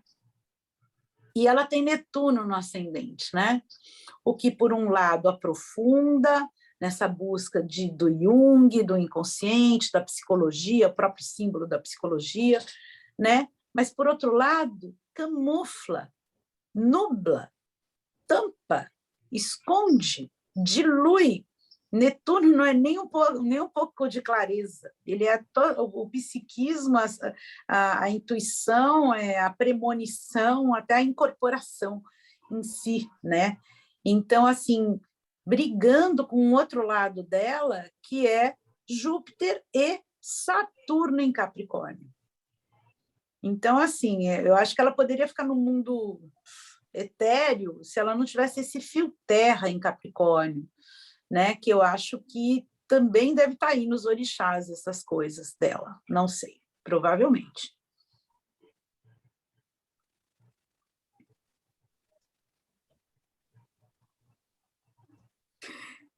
Tô vendo Vamos aqui continuar aqui olhando um pouquinho mais a relação, né, que a gente tenha entre os elementos. Coloca um pouco para nós, Douglas, Leonardo, essa coisa de que os orixás têm o elemento também. Tem o orixá de fogo, de água, de terra, não é isso? De ar. Como é que é isso também? É uma divisão também que a gente tem que prestar atenção, né? Nós temos, por exemplo, o batalá. O batalá, ele é o ar, mas ele é aquele ar atmosférico, né? É o manto que cobre todo mundo. Quando a gente olha lá aquela foto do universo, é o batalá, é o ar parado, né? Aquele ar realmente ali protetivo. A Oiá já é um ar em movimento, como eu havia falado É a aí até Yansan. da Yansan, né? Nós temos o Ogum, que era o senhor da metalurgia, né? Ele também pega o fogo. Temos Xangô. Xangô também é um orixá quente. É um orixá que chamam ele de o homem do dendê, e os outros eu vou passar para o Léo aí, que senão eu sou egoístico e falo tudo. Eu deixar o Léo começar por Exu, que é o mais complicado, que eu acho que Exu tem todos, né? Eu acho que Exu tem todos os elementos. Exu tem todos os elementos. Quando eu vou falar de Exu, Douglas, eu falo que Exu é o pai africano da alquimia, né? Posso fazer uma intervenção? Para não ficar tão egocêntrica, só a Irene, né? Meu lado aquariano passa mal. Na verdade, todo mundo tem tudo isso, né? Todo mundo tem o Exu, o Iemanjá, né? De alguma maneira no mapa, né? No caso, a Denise acha que eu tenho, então, um Exu meio dominante por causa da Lua em Gêmeos, é isso? Porque é regido por Mercúrio? Não sei. E pelo ascendente Escorpião também. O Escorpião também é um Exu? Com certeza. Aqui, pela pesquisa da Ana Maria, o Exu também é Escorpião. A libido, a sensualidade, a profundidade, lidar lá com os subterrâneozinhos da coisa, né? Entendeu? Então, tá bom. Não, é só para chamar a atenção para todo mundo, porque todo mundo que está aqui tem todos os signos, todo mundo que está aqui assistindo tem todos os aspectos, né? Estamos usando só esse como exemplo, mas certamente todos têm tudo. Desculpa, Léo, só para... É que meu aquário ficou passando mal aqui, mas tudo bem, já voltou ao normal. Não, eu fico pensando, né? Esse aspecto aí, Exu da Irene. Irene já está virando praticamente uma pombagira. Ave Maria, meu Deus! Laroie! Então, o que acontece? Eu acho que isso aparece, né, por exemplo, para você, essa questão de estar em vários lugares, de transitar em vários lugares, de conversar com várias pessoas, de estar aqui, estar ali. Isso é Exu. E ao mesmo tempo que Exu pode estar em todo lugar, ele pode estar em lugar nenhum. Esse é o problema. Eu queria colocar uma situação que eu acho que compõe com isso que vocês todos estão falando, né? Recentemente eu estava vendo num tarô mitológico da Liz Green a carta do mago, e o mago está associado a Hermes, né? Hermes ou Mercúrio também está associado a Exu. E a carta do mago detém os quatro naipes, os 4 elementos. Ele é os 4. Então, toda essa conversa começou quando vocês começaram a me elucidar que Exu tem tudo. Exu tem ar, tem terra, tem água e tem fogo também, né? Então, acho que é bem interessante. Agora, eu queria perguntar e trazer aqui para quem está nos assistindo, tirando o mapa ou usando o mapa, quais os caminhos para a gente determinar o orixá? Como você usa, Douglas? Como você usa, Leonardo? Os orixás. Como se determina? Qual é o percurso para fazer isso? Bem, primeiro ponto, eu me baseio muito no oráculo, né? No oráculo de Opelei-Fá, que ele traz 256 odus, e cada odu traz ali com aproximadamente umas 10 ou 15 itãs, que são as lendas, os mitos, e aí você consegue ir enquadrando aquele ser Nos dentro mitos. dos mitos. Dentro... Contudo, você tem que ter a sensibilidade, a conexão espiritual para colocar no mito adequado, porque muitas vezes um mito é flutuante. Nós falamos de Ediobê, que é o principal Odu de Ifá, que é o primeiro Odu dos 256. Ele flutua, ele pode ser Ogum, ele pode ser Oxalá. Então, há que se fazer uma pesquisa muito apurada pelo oráculo, pela observação, pelo biotipo, pela postura arquetípica ali. Enfim, Entendi. todo um cuidado, né? Agora eu vou também me recorrer a Denise, porque eu já vi que o lado astrológico é mais do que necessário. Tanto é verdade, Denise, que você fala do mago, me remeteu àqueles magos antigos. Não existia grandes oráculos, nem grandes tecnologias, e eles assim, muitas vezes conduziram o futuro da humanidade pela astrologia. Exato. A astrologia nasceu como ciência, né? E ela nasceu como ciência, incluindo tecido ciência para papas, né? Para os papas, tinham lá seus astrólogos e tal. Até no iluminismo, né? Até quando a gente só conhecia até Saturno, Herschel... Denise, ó, só um minutinho, só para organizar assim, a mediação, eu gostaria que o Léo respondesse, aí você termina a sua fala, e eu gostaria de convidar as pessoas que estão assistindo a perguntar, tá bom? Só por uma questão de organização, para as pessoas poderem ter voz e poderem perguntar, não sei se as pessoas estão entendendo, se elas têm dúvidas, assim a gente deixa alguns minutos para responder. As pessoas perguntam para os 4 ou escolhe um de nós para responder, tá bom? Ok. Geralmente o orixá existe pela, né? O Douglas estava falando do Ifá, você vai ter fã dos os Odus, né, Douglas? E é engraçado que cada um dos Odus ele abre pernas, né? Que daí abre justamente para essa interpretação, que são os orixás que respondem para aquele Odu. Né? É por isso que eu falo, gente, existe Umbanda, existe Candomblé, existe Ifá, né? Que é interessante você ver como as diferenças que vão compondo-os, né? E o que acontece? Como que a gente vê, por exemplo, no oráculo dos Búzios, né? Justamente com a questão da data do nascimento, o horário. Né? Astrologicamente, então, isso importa, porque para mim é mandatório a data de nascimento e o horário. Sem isso, eu nada tenho. Então, isso também, dentro da sua busca, é também fundamental, Leonardo, né? Sim, porque você vê, você vai fazer, daí você joga o búzio, você vê, às vezes, né, o que acontece? Tem alguém respondendo, mas tem um orixá respondendo a sua questão, aquele momento que você está. Então, você vai olhando com calma, né, para você ver quem é o orixá regente da pessoa. Às vezes ele não quer responder, às vezes tem briga, quer dizer, tem uma série aí de questões, né? Mas você vai olhando justamente essa questão do nascimento, o local também de nascimento, né? Eu vi alguns babás, não todos, usa justamente a questão do nascimento, né? Do local do nascimento, para daí você compor com todos esses elementos do que qual vai ser o orixá regente da pessoa, de junto à herança, né? Houve uma pergunta que me pediu para eu mencionar qual é o artigo. Desculpa, Leonardo, já te dou uma conclusiva.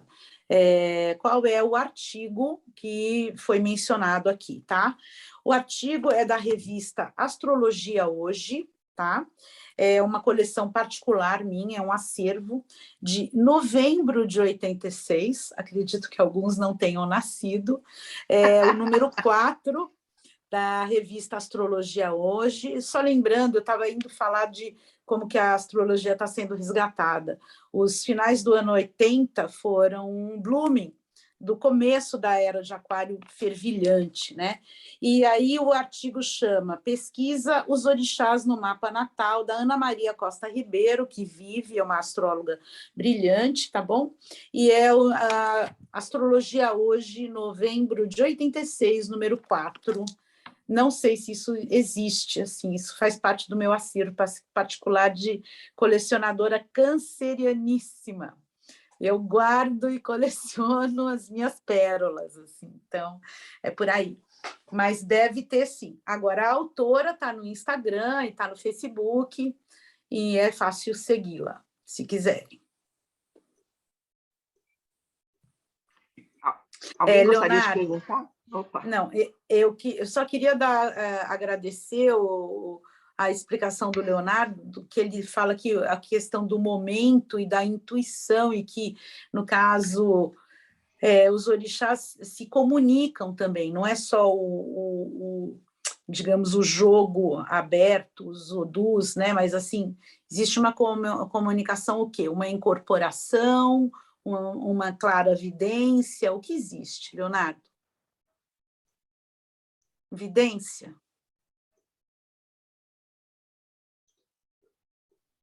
Pronto, meu computador hoje ele está me traindo.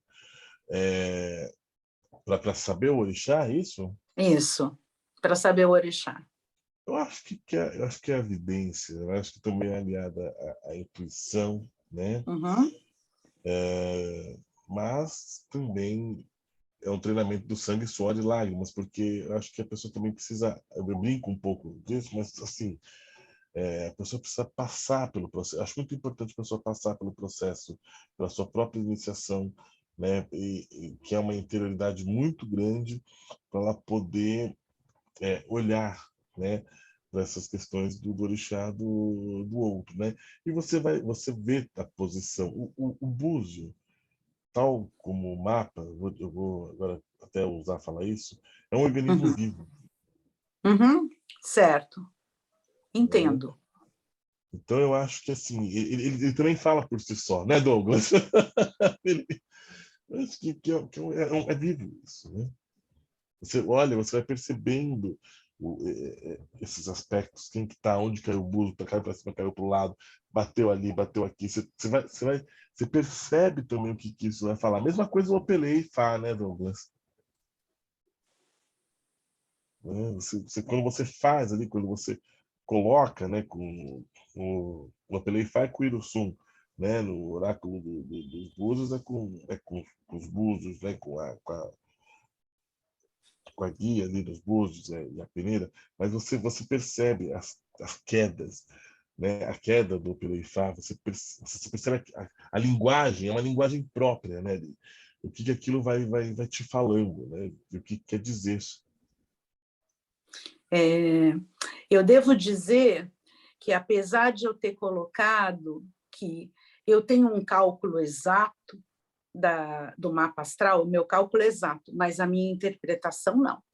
Ela depende, sim, também do processo da intuição e da vivência de águas roladas embaixo dessa ponte para você chegar, porque é muito amplo. Uma coisa pode ser muita coisa, uma casa pode ser áreas da vida, em várias áreas da vida, e, assim, outro dia eu tive uma pergunta bem interessante, só para não tirar, mas espera aí, a 8ª casa é uma casa de profundidade psíquica, de morte, renascimento, transmutação, escorpião, os subterrâneos internos, o inconsciente, ou da grana?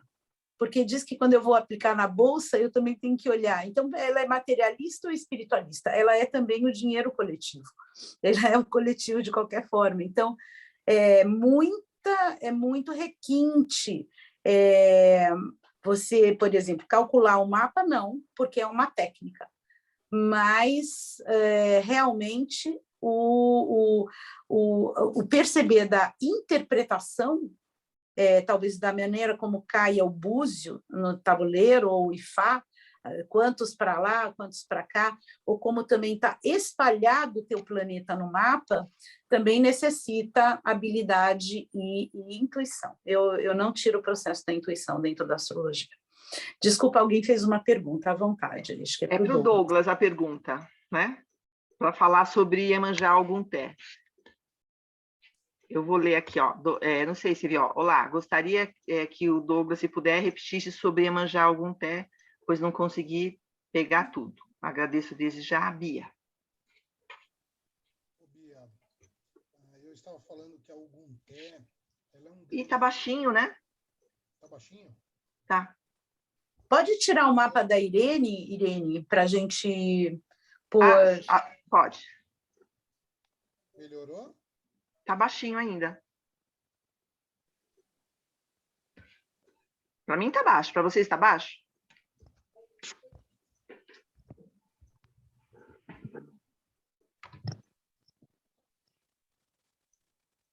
E agora? Agora arrasou. Agora tá ótimo. Bia, boa noite. Eu estava falando junto com o Léo que o Ogunté é uma Iemanjá bastante rica, muito cheia de atributos e rica também na constituição. Normalmente, um ori, uma cabeça, ela vem com um orixá, né? Um orixá de frente, o juntó, o ancestral, que é aquilo que a família traz como antepassado, às vezes até um egungun daquela família, né? Na África é muito comum você ser iniciado no ancestral da família e é até um aspecto interessante que na África não se inicia aleatoriamente. Se a pessoa nasce numa família de gente de Ogum, você vai se iniciar em Ogum. Ponto final. Meu Babalau, ele é iniciado em Ogum porque a família dele é de Ogum, né? Então, isso é muito comum, mas pode se iniciar também em outros orixás. E a Ogunté, em especial, voltando a ela tem ela traz essa condição de ser Erim, que significa 4, Erim Medi, né? Então, o Orim Eri, que é dividido em 4, ela traz características de Ogum, ela traz características da própria Inhansã, Oiá, né? E traz característica da Ogunté, e muitas vezes tem o Exu dando a dinâmica de tudo isso. Nós usamos o exemplo da Irene, por isso que a gente citou o Exu, porque o mapa dela traz muito a questão do Exu. Mas é o Exu, não aquele Exu daquele estereótipo, aquele Exu condenado por essa igreja ou por qualquer outro caminho. É o Exu que, para Olodumare, é o orixá que ele mais tem carinho, é o filho predileto de Olodumare. É o mais sábio de todos, não se faz nada sem ele. Ele é o senhor do comércio, é o senhor da sabedoria, é o senhor do movimento, Exu é esfera, é dinamismo, né? Então, quem faz o Hierossum girar no Opon Ifá é Exu. Exu é o movimento, né? Então, a Ogunté, ela tem todo esse movimento com esses orixás, pelo menos 3. No caso da Irene, foi 4. Ou talvez o Léo possa complementar até melhor que eu aí. Eu acho que o caso da Irene são 2 heranças, né, Douglas? O caso... Falar de Irene é falar de multiplicidade, mas o que acontece? Eu e meus milhões de eus. Eu acho que por essa própria natureza de Ogunté, é como quem é meu santo de frente? Não, são 2, né? Então, meu santo de frente é Iemanjá e Ogum. Ao mesmo tempo, quem é seu disjuntor? É Ogum. Né? Quem é seu segundo santo? Ogum. Tá? Então, eu acho que isso, né, esses santos... Eu brinco, falo que são santos mesclados, né? Iemanjá Ogunté, Oxum Apará, né, que é o Oxum com a Yansan. Eu sou de Apará, né, minha segunda santa é Apará. E vou até brincar com o Douglas, eu sou de Apará e a minha terceira santa é Yansan também. Eu queria sugerir da gente falar da gente um pouquinho. Então, assim, Leonardo, continua, depois eu quero convidar o Douglas para... você já me apresentou o mapa do Douglas eu também já tive. Eu gostaria que a gente usasse aqui o nosso próprio material astrológico orixá aqui. Mas eu acho que colocar. tem uma coisa do tempo, né? Eu, infelizmente, estou na posição de liderança, né? Como sempre, e também senhora do tempo. Agora são Mas é 18 assim, olha, o 36. Douglas não falou nada do mapa Sim. dele e do santo dele. Então, o que eu queria falar é que, assim, depois eu gostaria que a Denise, o Douglas e o Léo deixassem o nome e o contato aqui, para que as pessoas que tivessem interesse, né? Porque o Douglas, por exemplo, é um sacerdote, então se alguém quiser, né, sei lá, procurar, a Denise é astróloga, ela pode fazer mapa, enfim. Mas olha, tem outra coisa aqui, uma pergunta. Há possibilidade de ter alguma influência, os erros dos antepassados? Por exemplo, bisavó que escravizavam negros, nos sofrimentos atuais vividos pelo paciente dessa família, tendo em vista a ligação com os antepassados? Há alguma ação de um orixá? Douglas e Léo. Bom, e eu vou me meter e vou falar, porque do ponto de vista psíquico, sim, mas tudo bem, ninguém perguntou para mim, eu não vou ser Do enxerga. ponto de vista astrosistêmico também. Mas é para o Douglas e para o Léo, então vamos lá, do ponto de vista dos orixás. Eu acredito que o principal orixá que traga esse desequilíbrio é a própria ancestralidade, vem através de Gungun, né?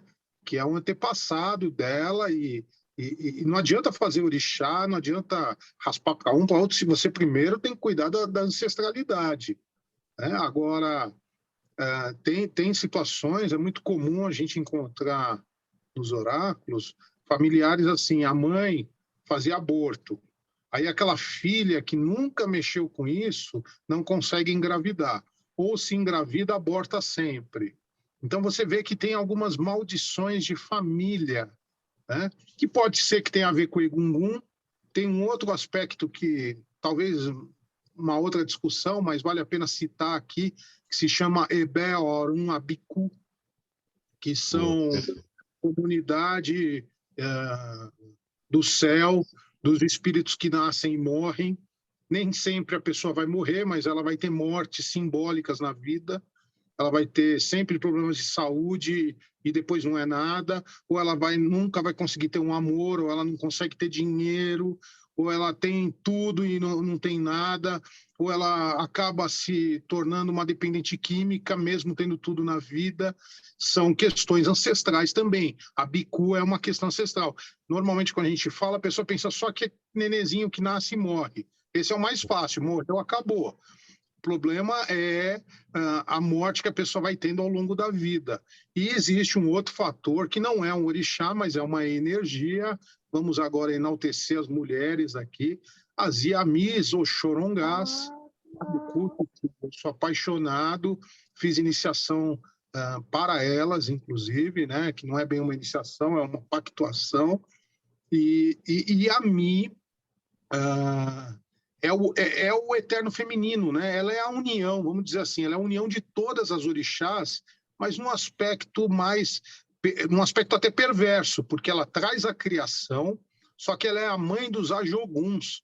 Quem são os ajoguns? É a morte, é a doença, é a perda, é a guerra, é a tristeza. Então, aquele homem que inflige, ou aquele ser humano que inflige aquela lei, ele vai ser punido por Yami ou Xorongá. Né? Então, são aspectos que você vê esmiuçar muito, né, Léo, para chegar numa conclusão. Às vezes é muito natural, teu orixá tá te batendo, né? Aí vai todo aquele enredo de você buscar ali dentro da ancestralidade, trabalhar com o Egungun. Né? Qual a intervenção possível? E qual é a intervenção possível dentro da Umbanda, Douglas? Aí depois o Léo fala, pode ser? Dentro do culto de Ifá, são oferecimentos para apaziguar esses orixás. Eu acredito muito que dentro de qualquer culto, candomblé, a umbanda, o hinduísmo, existem ferramentas que também apaziguam. Às vezes não com tanta eficiência, porque são cultos desconhecidos. A umbanda, ninguém sabe o que é a bicu. Né? Mas aí vai fazer o quê? Vai fazer docinho para Cosme e Damião. Aí você vê aquelas pessoas que têm infinitas promessas e nem sabem por quê, e todo dia 27 de setembro fazem festa. Às vezes não é por amor, às vezes a pessoa faz por promessa. E às vezes é por conta de abicu. E aquilo vai apaziguando, porque aquelas crianças do céu, elas querem ser lembradas. Então, assim, todos os caminhos com seriedade, todos os caminhos verdadeiros têm ferramentas e medicinas para apaziguar. Bacana. Agora, Leozinho. Exatamente, Douglas. E a bicu é uma coisa seríssima, né? Ai, que medo. Acho que a bicu tem vários desdobramentos, é muito sério, né? E eu acho que assim, então, por exemplo, tem essa questão da bicu, a questão do egungun, né? Aqui é difícil achar culto de egungun, né? Um pouco mais difícil. Existe. Mas então a pessoa vai trabalhar com ancestralidade, masculina ou feminina. Então a pessoa pode trabalhar com nanã de buruquê, entendeu? Se for uma questão ligada ao feminino, né? Se não há um conhecimento, porque na Umbanda não tem esse conhecimento das Yami Sorongá, as grandes mães feiticeiras, comparadas às moiras, às normas, né? E comparadas também a Eris, né? Que dá à luz às desgraças do mundo também. Mas o que acontece? Se trabalha, então, dentro da ancestralidade na Umbanda de outras maneiras, como o Douglas falou, né? Então, na Miku, você dá o docinho, da questão da ancestralidade, para afastar a morte, você trabalha com o velho, né? Com o Baloaê, com o Luz, para trabalhar com o Nenã, entendeu? Ou já vi um bando, qual que era o orixá sei lá, do seu avô, vai tentar descobrir, vai tentar ver nesse sentido, dar um agrado para esse orixá enquanto ancestralidade, mas essa noção de ancestralidade, ela é muito importante, ela é muito forte dentro do afro, né? E assim, é uma coisa que tem que ser trabalhada, deve ser olhada, porque é muito forte, né? Pensando a nível psicológico, existe um consciente familiar, né? E pensando a nível astrológico, nós temos que olhar com muito cuidado para as casas de água no mapa, para a posição da Lua, para a posição da base do céu, que é o fundo do céu, que é a casa 4, associada a Câncer, né? Porque o objetivo está lá no meio do céu, né? A casa da carreira, do sucesso, mas ali são as suas origens. Então, essa ancestralidade, a gente olha ali também, no caso, assim, problemas, dificuldades, desafios, né? Quadraturas, oposições, situações ali são coisas que podem estar dando pistas aí dentro dessa inter-relação que a gente está fazendo da astrologia com os orixás, acredito. Seriam essas casas de água e a 4ª casa e a Lua, principalmente, para a gente falar de ancestralidade no mapa astral, né? E tudo é interessante, né? Quando eu falei no início sobre os arquétipos, os complexos atuantes, do ponto de vista da psicodinâmica, né? Na psicologia junguiana, você iria trabalhar também esses complexos, né? Essa atuação, como falou o Léo, no inconsciente familiar, né? Essa coisa que tende a se repetir se não houver consciência. A gente segue, né? Segue o baile, digamos assim, né? Então, se não houver consciência, é isso, né? Então, temos mais perguntas? Se nós não tivermos, Denise, eu acho que seria interessante você colocar, né, o Léo, a Douglas, a Denise, colocar o contato aqui no chat, porque assim, se alguém quiser, né, fazer o mapa, discutir mais, aí pode ter o contato pessoal de vocês, não é? Podemos ficar até meia-noite. É que a nossa proposta, né, era ficar até um período, mas se vocês quiserem, ok, né? Olha, como é que eu ponho? Me Coloca aqui, auxilia. ó, o Chat. telefone, né? O telefone embaixo no. Onde que eu ponho no chat, né? Isso, exatamente. Pode pôr isso, Onde que e-mail. está o chat? Deixa eu ver onde que está o chat. Professora Irene, seria interessante falar, porque quem for ver a gravação depois não vai conseguir olhar o chat. Tá bom, então vamos voltar lá. Enquanto a Denise coloca, né? Coloca também, vamos fazer as duas coisas. Eu não consegui achar onde que está o chat ainda. Olha que legal o meu Urano no mapa, né, gente? Ninguém Eu merece. Coloca para ela, no rodapé. Coloco sim. A Tem mais Renata uma coloca. pergunta. Mais uma pergunta? Tá bom, essa é para mim mesma. Ai, meu Deus, vamos lá. Irene pode falar um pouco sobre a relação desses arquétipos na atuação clínica. Então, assim, o que nós devemos fazer para sermos um ser equilibrado? Nós temos que dançar, né? Ou seja, nós não podemos paralisar. Suponhamos, na relação conjugal, a mulher tem que ser Afrodite, né? Tem que ser Iemanjá, tem que ser Oxum, tem que ser Nhançã, ou seja, nós temos que transitar.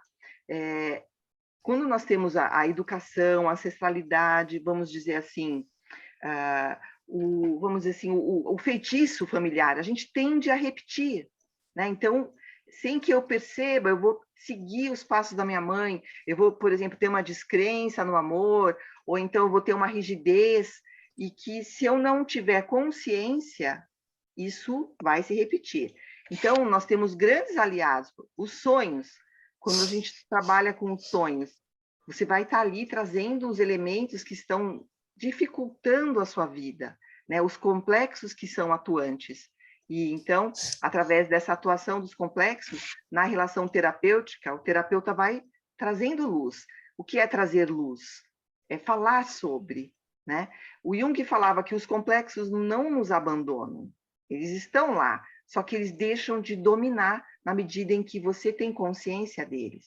Porque quando você está sob a atuação de um complexo, quando constela um complexo, é como se você fosse um motorista que é jogado ao banco de trás e o complexo assume a direção do carro, né? Eu brinco muito com isso com meus pacientes, falo, foi para o banco de trás, né? Aí a gente dá risada e fala, é verdade, caí de novo nessa cilada, nessa atuação automática, inconsciente, que leva ao fenômeno da compulsão, né? Da repetição. Não sei se deu para entender. Por exemplo, o que seria o ideal? É que